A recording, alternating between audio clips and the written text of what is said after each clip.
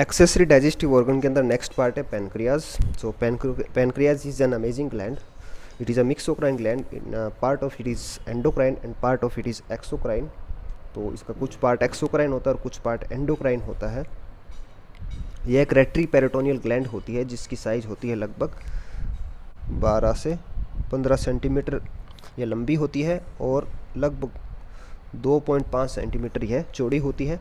तो यह स्टमक के ग्रेटर कर्वेचर के पोस्टीरियर भाग में पाई जाती है और इसके 3 पार्ट होते हैं। पहला पार्ट है हेड, दूसरा पार्ट है बॉडी और तीसरा पार्ट है टेल।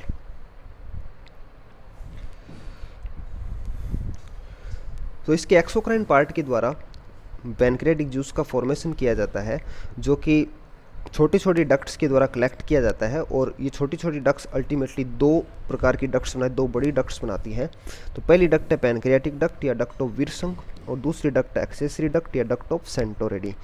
तो इन दोनों में से पैनक्रियाटिक डक्ट बड़ी होती है और यह डक्ट कॉमन बाइल डक्ट से, तो कॉमन बाइल डक्ट ये ग्रीन वाली जो डक्ट है कॉमन बाइल डक्ट से यह ज्वाइन होती है और ज्वाइन होकर फॉर्मेशन करती है हिपेटो पैनक्रियाटिक एम्पुला या फिर एम्पुला ऑफ वेटर का। Ampulla of Vater major duodenal papilla के अंदर ओपन होता है और इसकी ओपनिंग को गार्ड किया जाता है या रेगुलेट किया जाता है by sphincter of hepato pancreatic ampulla और स्फिंक्टर ऑफ ओडी। तो ये डक्ट सिस्टम है, रिलेशनशिप है पैनक्रियाज, लीवर और गॉल ब्लैडर का, तो जिसको हम डिटेल में थोड़ा सा बाद में देखेंगे लीवर और गॉल ब्लैडर के अंदर। सो पहले हम हिस्टोलॉजी ऑफ पैनक्रियाज डिस्कस करेंगे। तो जैसा कि हम देख चुके हैं कि pancreas is a mixocrine gland. इसका लगभग भाग एसिनाई के द्वारा बनाया जाता है जो कि इसका एक्सोक्राइन पार्ट होता है और इसका जो थोड़ा सा जो पार्ट है वो एंडोक्राइन पार्ट के द्वारा बनाया जाता है जो कि पाया जाता है in the form of islets of Langerhans. तो पैनक्रियाज का एसिनाई इसका एक्सोक्राइन पार्ट होता है। एसिनाई इज एक्सोक्राइन पार्ट और islets of Langerhans is endocrine part. तो एक्सोक्राइन पार्ट के द्वारा फॉर्मेशन किया जाता है पैनक्रियाटिक जूस का।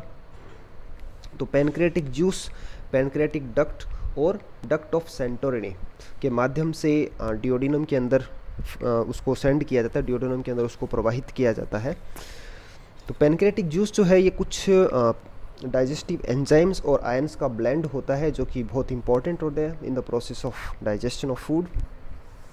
दूसरा जो पार्ट है islets of Langerhans endocrine part, इसके अंदर कुछ स्पेशलाइज्ड सेल्स पाई जाती है जैसे कि alpha cells, beta cells, delta sales. तो इनके द्वारा हॉर्मोन्स प्रोड्यूस किए जाते हैं, hormones like glucagon, insulin, somatostatin. तो ये हॉर्मोन्स प्रोड्यूस किए जाते हैं बाय आइलेट्स ऑफ लैंगरहैंस जो कि पैनक्रियाज का एंडोक्राइन पोर्शन है।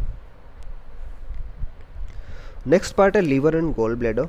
सो लीवर बॉडी का सबसे हैवीएस्ट ग्लैंड होता है जिसका वेट होता है लगभग 1.4 kg और स्किन के बाद यह दूसरा सबसे बड़ा ऑर्गन है बॉडी का। और लीवर डायफ्राम के इंफीरियर पार्ट के अंदर पाया जाता है। तो इंफीरियम से जो डायफ्राम के इंफीरियर पार्ट से फैल्सिफॉर्म लिगामेंट निकलता है जो कि लीवर की दोनों लोब्स को सेपरेट करने का काम करता है और लीवर को एब्डोमिनल कैविटी में हैंग करने का काम करता है। गॉल ब्लैडर एक पियर शेप्ड स्ट्रक्चर होती है, एक नाशपत्ती की आकृति की संरचना होती है, थैलीनुमा संरचना होती है जो कि लीवर के पोस्टीरियर सरफेस में एक डिप्रेशन के अंदर स्थित होती है। यह लीवर के एंटीरियर इंफीरियर मार्जिन से लटकती रहती है और इसकी लंबाई लगभग 7 से 10 सेंटीमीटर होती है।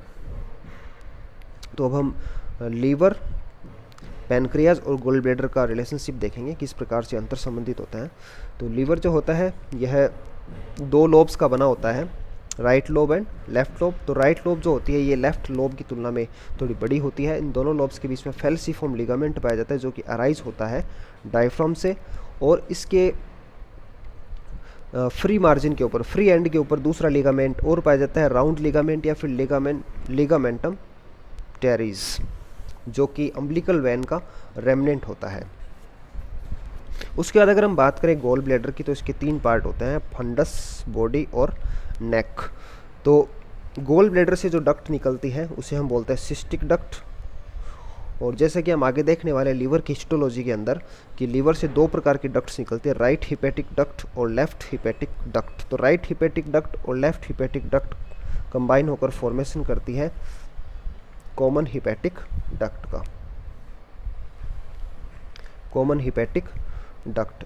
अब ये जो कॉमन हिपेटिक डक्ट है यह सिस्टिक डक्ट से कंबाइन होगी और फॉर्मेशन करेगी कॉमन बाइल डक्ट का। तो कॉमन हिपेटिक डक्ट और सिस्टिक डक्ट के कॉम्बिनेशन से बनता है कॉमन बाइल डक्ट, और कॉमन बाइल डक्ट ये पैनक्रियाटिक डक्ट से मिलकर फॉर्मेशन करेगी हिपेटो पैनक्रियाटिक एम्पुला का, जो कि ओपन होता है मेजर डिओडिनल पैपिला के अंदर, और इसकी ओपनिंग को गार्ड किया जाता है स्फिंक्टर ऑफ ओडी के द्वारा, जो कि हम पहले ही देख चुके हैं। Histology of liver. लीवर के 3 कंपोनेंट्स होते हैं। पहला कंपोनेंट है हिपेटोसाइट, दूसरा कंपोनेंट है बाइल कैनालिक्यूलाई और तीसरा कंपोनेंट है हिपेटिक साइनोसॉइड्स।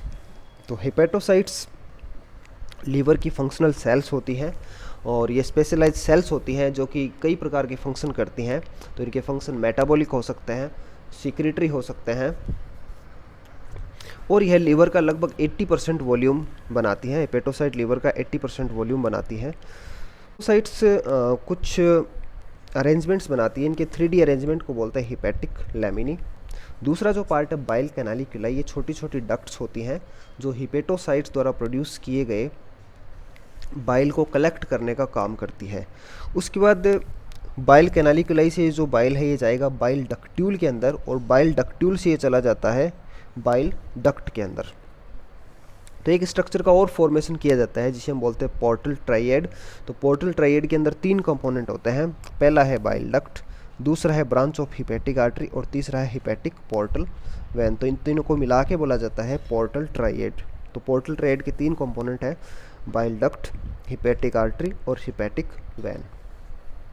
उसका जो नेक्स्ट पार्ट है वो है हिपेटिक साइनोसॉइड।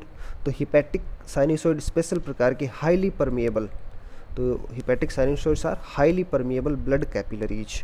तो हिपेटिक साइनोसॉइड्स 2 जगहों से ब्लड रिसीव करती है। पहला है हिपेटिक आर्टरी जहाँ से इसको ऑक्सीजनेटेड ब्लड मिलता है, और दूसरा है हिपेटिक वैन जहाँ से इसको डीऑक्सीजनेटेड ब्लड मिलता है, लेकिन ये ब्लड न्यूट्रिएंट रिच होता है। हिपेटिक साइनोसॉइड के अंदर स्पेशल प्रकार की मैक्रोफेजेज पाई जाती है, फिक्स्ड मैक्रोफेजेज, जिन्हें हम बोलते हैं स्टिलेट रेटिकुलो एंडोथेलियल सेल्स या फिर कुफर सेल्स, कुफर सेल्स या स्टिलेट रेटिकुलो एंडोथेलियल सेल्स। तो फिर जो ब्लड है ये यहाँ से होता हुआ जाएगा सेंट्रल कैनाल के अंदर। तो हम ब्लड जो सिस्टम है, इसका जो ब्लड सप्लाई है लीवर का, उसके अंदर हम इसको डिटेल में देखेंगे किस प्रकार से हिपेटिक साइनोसॉइड, हिपेटिक आर्टरी और हिपेटिक वेंस के अंदर ब्लड फ्लो होता है और उसका डायरेक्शन क्या होता है। तो ये 3 कंपोनेंट होते हैं लीवर के। पहला कंपोनेंट हेपेटोसाइट जो कि लीवर का फंक्शनल सेल है, दूसरा है बाइल कैनालिक्यूलाई जो कि बाइल को कलेक्ट करता है हेपेटोसाइट से, और तीसरा कंपोनेंट है हेपेटिक साइनोसॉइड जो स्पेशल प्रकार की हाईली परमिएबल ब्लड कैपिलरीज होती है। हेपेटोसाइट बाइल डक्ट सिस्टम और हेपेटिक साइनोसॉइड्स के बीच का जो ऑर्गेनाइजेशन है, इसके लिए कई मॉडल दिए गए हैं। तो जो पहला मॉडल है वो हिपेटिक लोब्यूल, तो ये सबसे पुराना मॉडल है, और इसके अनुसार हिपेटिक लोब्यूल लीवर का फंक्शनल यूनिट होता है। तो हिपेटिक लोब्यूल एक हेक्सागोनल स्ट्रक्चर होती है, एक षटकोणीय संरचना होती है, और इसका जो सेंट्रल पार्ट है ये बनाया जाता है सेंट्रल वैन के द्वारा, और इसके जो 3 कॉर्नर हैं, नंबर 1, नंबर 2 और नंबर 3, तो यहाँ पे पाया जाता है पोर्टल ट्राइएड। तो यह मॉडल बेस्ड है पिग के लीवर के ऊपर। दूसरा जो मॉडल है वो है पोर्टल लोब्यूल। तो यह मॉडल एक्सोक्राइन फंक्शन के ऊपर आधारित है। तो एक्सोक्राइन फंक्शन जो है लीवर का वो है बाइल का प्रोडक्शन। तो इसके आधार पर इसको यह मॉडल दिया गया था पोर्टल लोब्यूल का। तो इस मॉडल के अनुसार एक लोब्यूल जो होता है एक ट्राइएंगुलर स्ट्रक्चर होती है, त्रिकोणीय संरचना होती है, जिसका सेंटर बनाया जाता है पोर्टल ट्राइएड के द्वारा। और जो ट्राइएंगल होता है ये 3 सेंट्रल वेन्स को आपस में कनेक्ट करता है। तो इमेजिनरी लाइंस होती है 3 ट्राइएंगुलर, जो कि 3 सेंट्रल वेन्स को कनेक्ट करने का काम करती है, जो कि पोर्टल ट्रायड के सबसे पास होती हैं। उसके बाद जो सबसे एक्सेप्टेड मॉडल है वो है हिपैटिक एसिनस। तो हिपैटिक एसिनस दो एडजेसेंट हिपैटिक लोब्यूल्स के पार्ट से मिलकर बना होता है, दो हिपैटिक लोब्यूल्स के पार्ट से मिलकर बना होता है, और इसका जो शॉर्ट एक्सिस है तो वो बनाया जाता है पोर्टल ट्रायड के द्वारा, और जो लॉन्ग एक्सिस है वो बनाया जाता है एक इमेजिनरी लाइन के द्वारा, जो कि सेंट्रल वेन्स को, तो पोर्टल ट्रायड के दोनों तरफ की जो समीपवर्ती सेंट्रल वेन्स होती है उनको कनेक्ट करने का काम करती है। तो यहाँ पे हिपेटोसाइट्स 3 पार्ट्स के अंदर या 3 जोन्स के अंदर अरेंज्ड होती है। पहला जोन है जोन 1, दूसरा जोन 2 और तीसरा है जोन 3। तो जोन 1 की जो सेल्स हैं, जोन 1 की जो हिपेटोसाइट्स हैं, यह पोर्टल ट्रायड या फिर बाइल जो डक्ट है उसके सबसे पास पाई जाती हैं, और जोन 3 की जो सेल्स होती है ये सबसे दूर पाई जाती है। तो जोन 1 की जो सेल्स है ये वो पहली सेल्स होगी जिनको न्यूट्रिएंट्स मिलेगा और जिनको टॉक्सिन्स मिलेंगे, तो पहली सेल्स है। और जोन 3 की जो सेल्स है तो इनको न्यूट्रिएंट्स सबसे लास्ट में मिलेंगे। तो अगर अपना जो ट्रांसपोर्ट सिस्टम अगर ये इम्पेयर्ड होता है तो जोन 1 की जो सेल्स है तो ये सबसे बाद में डाई होंगी, क्योंकि ये सबसे पास है, और जोन 3 की जो सेल्स है ये सबसे पहले डाई होंगी।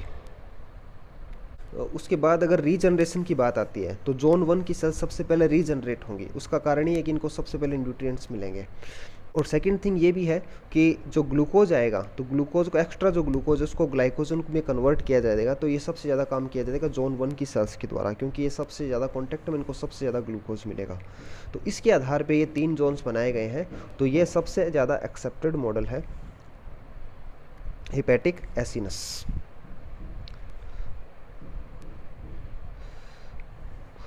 उसके लास्ट जो पार्ट है blood supply of the liver. तो जैसे कि हमने अभी अभी देखा है कि हिपैटिक साइनोसॉइड्स स्पेशल प्रकार के ब्लड कैपिलरीज होती हैं। तो hepatic sinusoids oxygenated blood receive करती है हिपैटिक आर्टरी से, और nutrient rich deoxygenated blood receive करते हैं हिपैटिक पोर्टल वेन से। हिपैटिक साइनोसॉइड्स इस ब्लड को डाल देती है सेंट्रल वेन्स के अंदर, सेंट्रल वेन से ये जाएगा हेपेटिक वेन में, हेपेटिक वेन से इंफीरियर वेना कावा के अंदर, और वहाँ से ब्लड डाल दिया जाता है राइट एट्रियम ऑफ हार्ट के अंदर।